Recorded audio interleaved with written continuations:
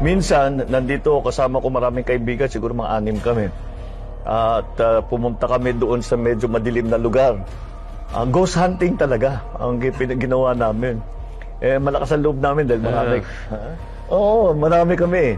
Sabi namin, malakas ang loob namin. So sabi ko, doon tayo dahil maraming kwento doon sa lugar na yan. So yung isang kaibigan ko, bubuksan niya yung pintuan.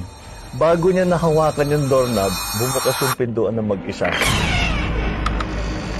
Nako, yung sigaw namin. 2:00 ng umaga yun. Alala ko yun eh. 2:00 ng umaga yun. Takbo kami doon sa kwarto ko. Inon namin lahat ng ilaw. Nagpatugtog kami yung music na malakas para mawala yung takot namin doon sa nangyari sa amin. Eh paano yung, anong gagawin if we had ended up living here in the palace? Oh my God.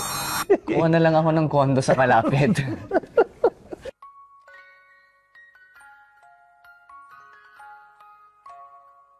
Yan po ang mga kwentong kababalaghan ng makasaysayang palasyo ng Malacanang. Sa lahat po ng magbabakasyon o out of town ngayon, mag-ingat po tayo sa biyahe. Panatilihing malinis ang ating mga sementeryo at ingatan ang inyong kagamitan. At kung meron man bibisita sa inyong mga multo, kumustahin ninyo para sa akin.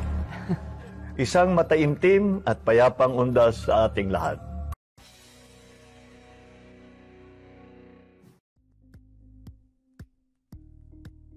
Thank you for watching Politico TV. Please like and subscribe to our channel for more videos.